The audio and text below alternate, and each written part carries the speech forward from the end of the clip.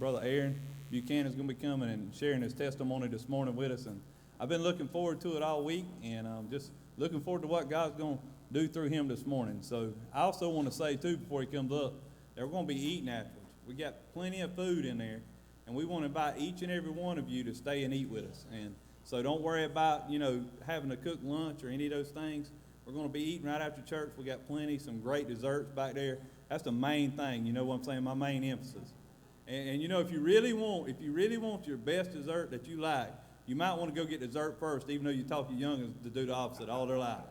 I'm just saying. And when we get through today, I just want to let you know that the guests, as home folks, I'm going to let y'all sit down after I pray over the food, and we'll let our guests go first today. So y'all just try to keep that in mind. And I'm going to say that ahead of time so God could work on some of y'all and make sure y'all done that. Amen.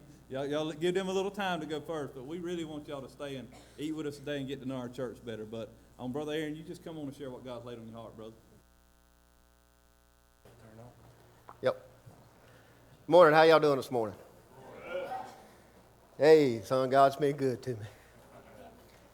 Greg asked me to speak about 5 weeks ago, and some the more I got to studying, and the more I got to praying, son, the more God got in me.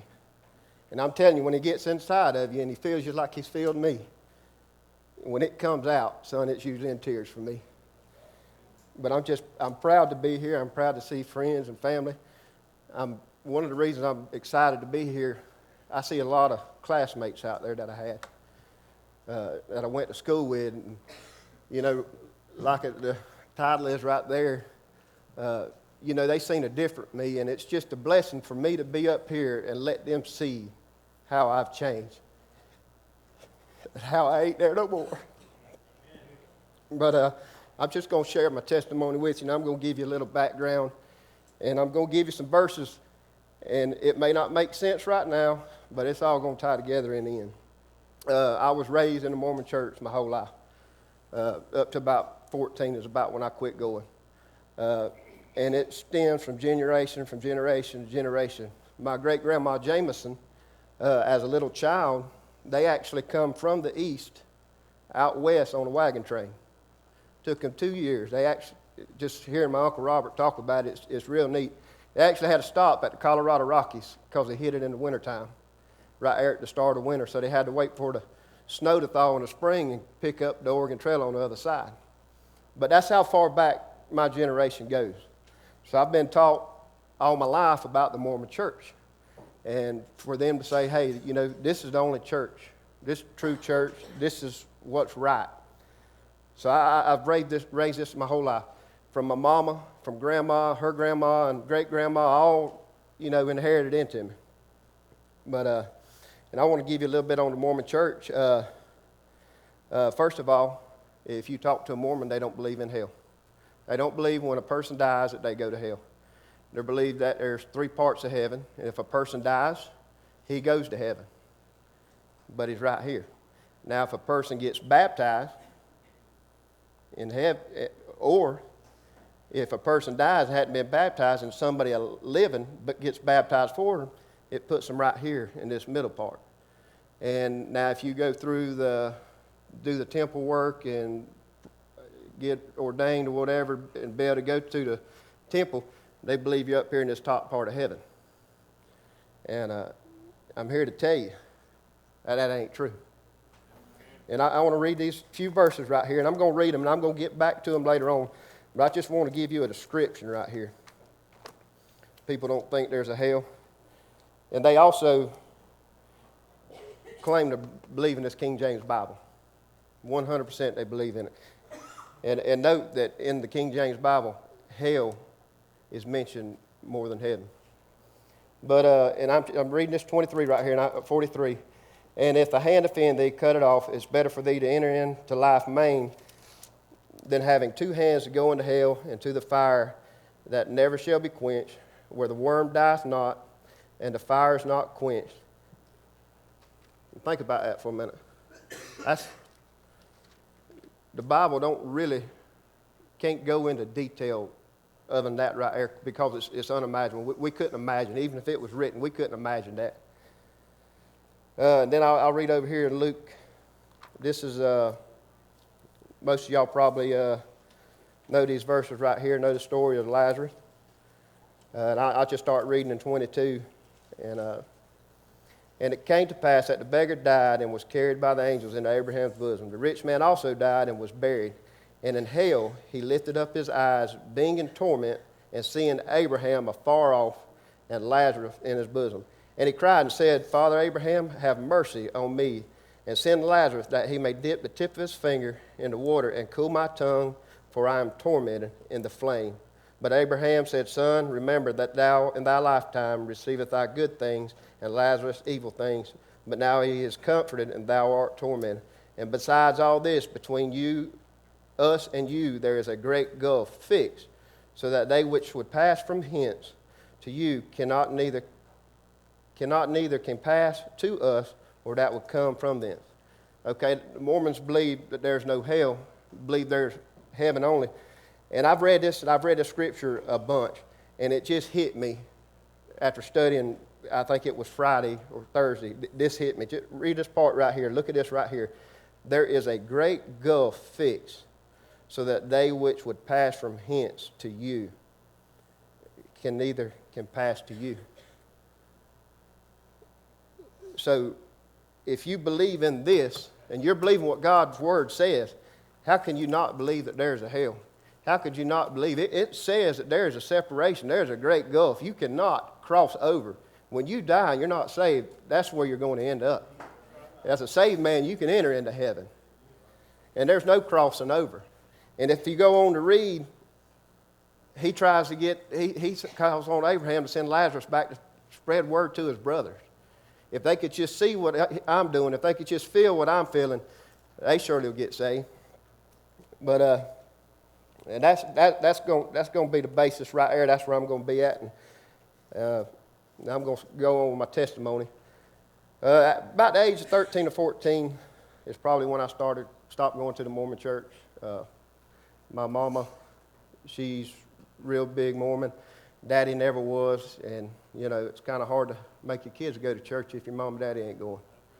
Or if one parent's out, it's kind of hard to make your kids go without rebellion. And now I guess I didn't grow up a bad kid, but at the age of 12, I tried drugs for the first time. I smoked dope for the first time. At the age of 12, first time I ever got drunk. I guess I wanted a bad boy image in life. And that's what I lived to, and anybody know me, and looking at me today, you wouldn't realize it, but I had long hair and earrings. But that's the image I wanted. That's the image I wanted the world to see me as a bad boy. And, all through high school and all that, that's basically what I done. More drugs than I did alcohol. I didn't like to taste alcohol. But, I met this at the age of 16. I was going down the road to, Daddy was carrying me to work, and I looked over there and see these three girls in the car just looking at me and laughing and giggling and, all excited. And I looked over at Daddy. I said, it happens all the time, Daddy. Don't worry about it. But I'm just kidding. But I ended up meeting, which is my wife now, Amanda, through all that. And, we were hot and heavy and dating, and she invited me to go to church. Actually, her sister and brother-in-law invited us to go to church. They said, come stay out with us on Saturday night. Come stay at the house and we'll go to church. I don't know about that. And I said, well, she's going, I'm going. But going back to the Mormons, before I get started in this, the Mormons believe that this man named Joseph Smith prayed, went to the woods. He was confused about what church to join, so on and so forth. And he believed, he went to the woods, three angels appeared to him. And he said that he prayed, and they told him that there was no true church, that one is coming. And I believe that's about the time he was writing the Book of Mormon, which they claim was an extra set of scriptures written for the Americas just hid away in the mountain. But if you read in Revelation 22:18, one of my favorite verses, one of my favorite passages, how many of y'all watched the Georgia game last night?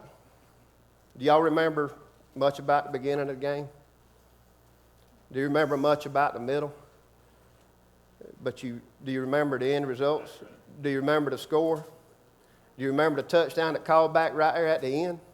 How many of y'all remember that? The ending is what we all remember. Now God put these verses right here in the end of the Bible for a reason. He wants you to remember it. Revelation 22:18, for I testify unto you, any man that heareth these words of this prophecy of this book, and if any man shall add unto these things, God shall add unto him the plagues that are written in this book. And if any man shall take away from the words of this prophecy, God shall take away his part out of the book of life and out of the holy city and from the things that are written in this book. God's telling us right there, don't mess with this word. And that's kind of what the Mormons have done. Because you can take this King James Bible and ask them where they believe and why they believe in it. And they say they believe in the King James Bible, but nothing lines up. Nothing lines up. So here I am, Saturday night. I show up, it's Sunday morning. We're going to church. And I done heard about how Joe Chancey was and how them boys on the swamp were. I mean, they rough. They rough. And here I am, long hair with earrings. And so I'm literally on the way to church. I'm pulling my earrings out, putting them in my pocket because I didn't want him to say anything. I didn't want to be called out because I'd heard he probably would. So we take the back road to Manor. And he was actually guest speaking for Brother Baldy Mixon over there in Manor.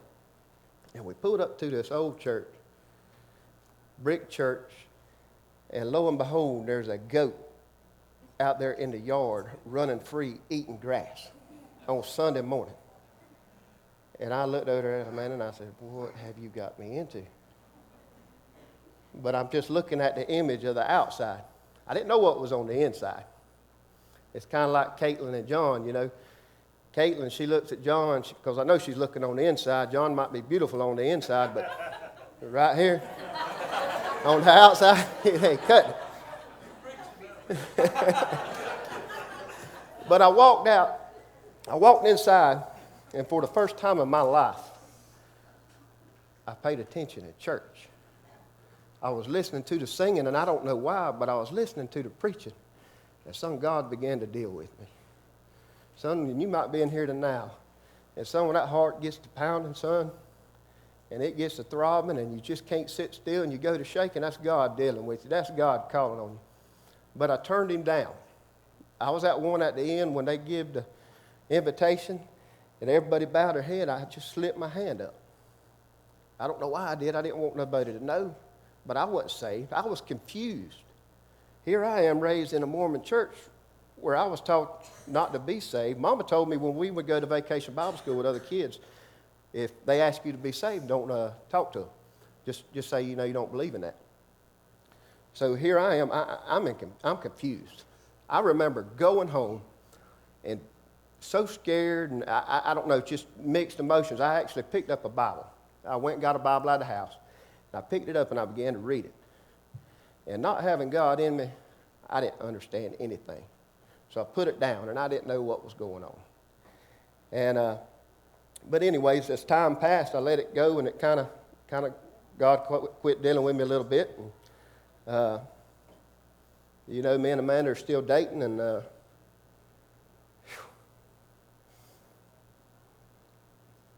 I guess I told her all the right things, what I'm trying to say. Lying to her, tell her how much I love her, and this and that, and I took something from her that I shouldn't.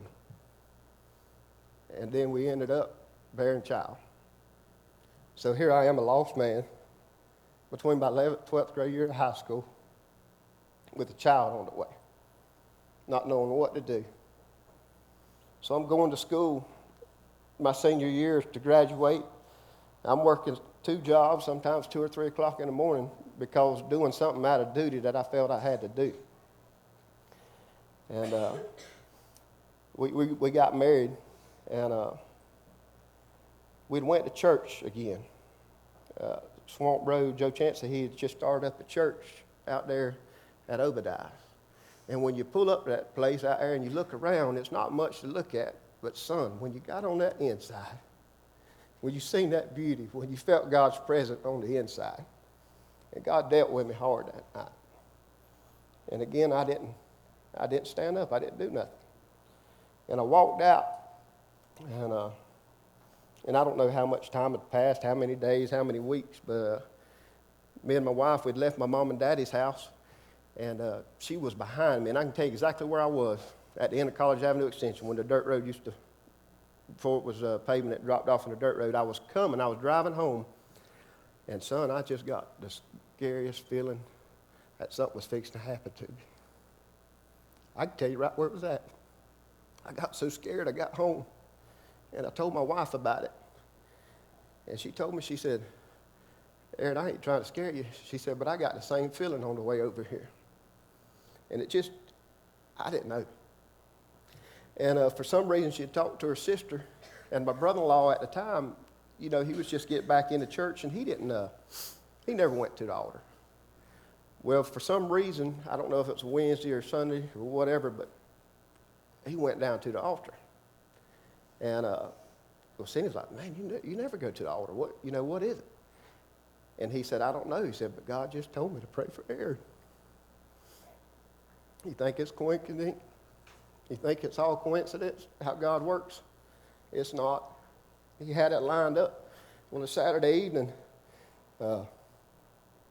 Joey and David Thrift come to the house, and they were talking to me about God, and I knew I needed to get saved. I told them I did. But there wasn't that drawing. I didn't have any drawing. I didn't have the drawing that I felt in church so many times.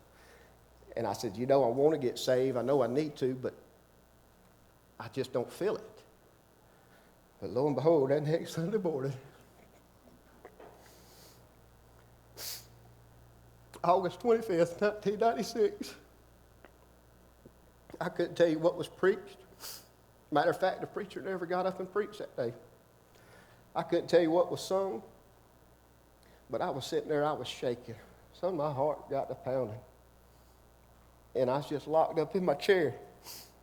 And I know what this guy said because of what I heard, but I sure didn't hear him. But an old guy named Tony Thomas, son, he stood up. And he stood up in church and he said, I don't know what y'all got. He said, but I sure would like to have some of it. And he come to the altar and he got saved. And I'm sitting on the front row and I'm looking over here at Stanley Chansey. He come to see his daughter get baptized. And he literally, on his hands and knees, crawled, running, I don't know, just fell on the altar just crying.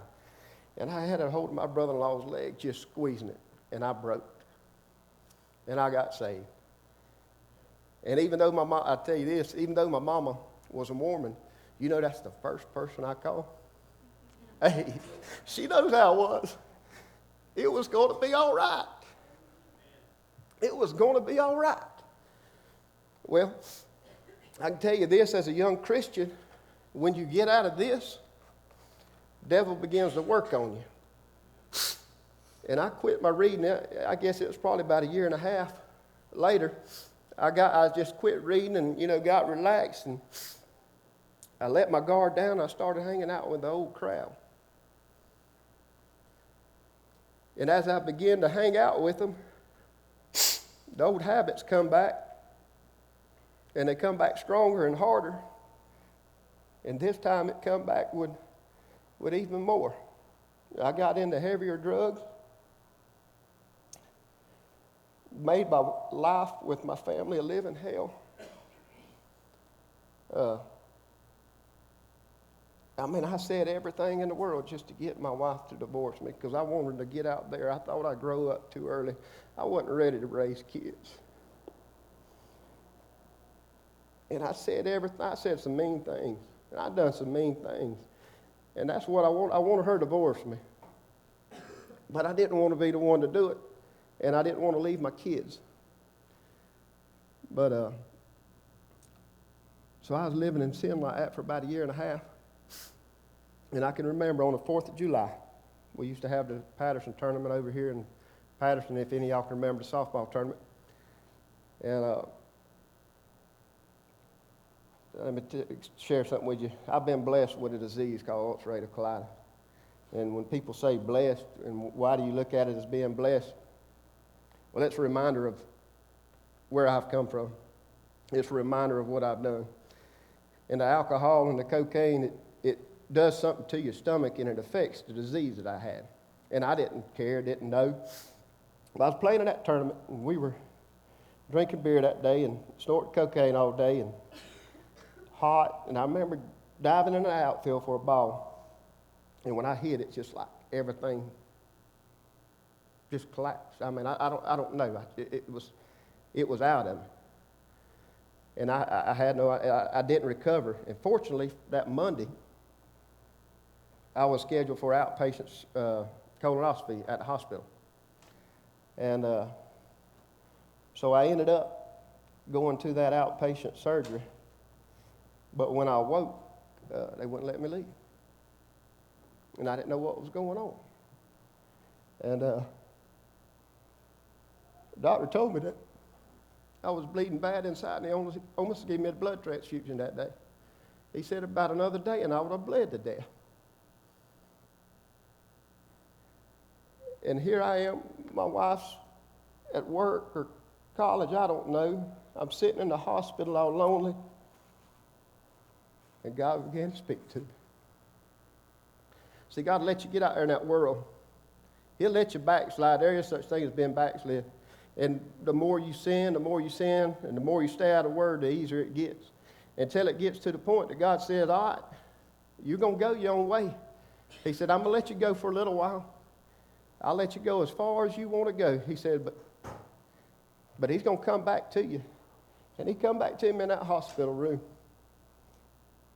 He got me to where I was face up, just looking up. And that's all I could see. And, you know, you hear people, God speaks to me. I mean, it was like a clear voice. He said, this is it. He said, God told me, he said, I'm through. He said, you turn around right now, you come back, and it'll be all right. He said, but if you don't, he said, I'm going to kill you. And I know he was serious. And boy, I got back right. And things have not always been good. You know, you stray away from this word. You stay out of this word. And you let things in that shouldn't come into you. But you keep this word in your heart and you read it daily. God will bless you. And it keeps all that out, keeps all that other stuff away from you. It's like a shield. But, you know, and like I said, I haven't always done right since then. But a verse that just always pops to me that's dear to my heart is Proverbs 22:6. Train up a child in the way that he should go. And when he is old, he will not depart. My children were small. I am fortunate to know that my children did not see me do the things that I've done. Now, they've seen me mess up. They have seen me mess up. But they didn't see the old Aaron. And I'm fortunate for that. And you can see it now. Me and Greg were at Jerry J's the other day. And Friday morning, and we had a good talk. And my two young ladies come up there to me and said, son, I'll tell you something about your daughter. I said, God's working on that girl. God's changed her. And man, you just don't know what that means. That verse just comes back and comes back. If they could have seen how I was or seen what I'd done, it might not be there. Parents, love your children, carry them to church. Even if you don't want to go when it's hard, carry them. I'm telling you, it helps. But I read them verses on hell. And this is something that's fixing to hit home to some of you, and it might not. But I'm just going to call it like I see it, and I'm going to speak the truth right now. My wife and her sister are up there in Jacksonville right now with their daddy. Don't think he's going to make it, probably. If he does make it out, he's not going to make it much longer. But he'll tell you, oh, yeah, I was saved. Yeah. You know, that's what it tell you. Get you to leave him alone. But after 30-something years of no fruit, of nothing to show for, when God saves you, you've got one job when God saves you. Your job is to spread the gospel, tell everybody about Jesus. That is your sole responsibility. Greg does it in a bigger way. Greg does it to many. But your job is to seek others. Tell them about God. Tell them about Jesus. That's your sole responsibility. There's no evidence whatsoever. But I promise you, if he passes today, if he passes tomorrow, he's going to be like the rich man. He's going to open his eyes in hell, eternal torment. And I know some of you here today, you might not know what salvation is. But I'm telling you, it's the greatest gift you'll ever know. Some of you here today might be out in sin, out there in that far country, but I'm telling you, God, if God's dealing with you, now's the time. Because if he sets us out to do this work for him, that you get saved and he calls on you to do things for him, if you're not doing them, if you're not doing his work, all you're doing is tearing down what he's built. So why does he need you anymore? Why does he need you to hang around for 10 or 20, 30 years? He doesn't. You either got to get right or God's going to do something to you. And I'm just telling you. That's about, I know it's short, but, you know, I know that's what God's put on my heart. And I know there's some of you in here today that, you know, maybe God's dealing with you. Maybe God's touched you in some way or another. And these altars are open today. They're open. You come down and pray. God might have touched you on something else. You might be lost today. There's plenty of people down here to help you. You don't realize what kind of family you have, what kind of family relationship you'll have with your family and your church family, these new people. People I never thought I'd see in church. I guarantee you, y'all never thought I'd be in church, people I went to school with. And I look around and I see some that I nailed it, they'd be in church. But I see some that I didn't think would. I see some that I never hung out with, but now that here I am, becoming real good friends. Greg, you don't know what that means, that touched me Friday morning. It's just nice to be able to have someone to just go talk to. That's why I call my old friend Bob Griffin. Bob Griffin, I love you. Hey, when the tough gets going, I'm calling Bob. Bob helps me.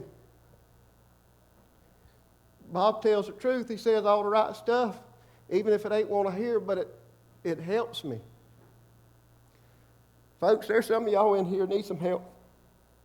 And I'm encouraging y'all right now to come down here. These altars are open, Greg. I'm done.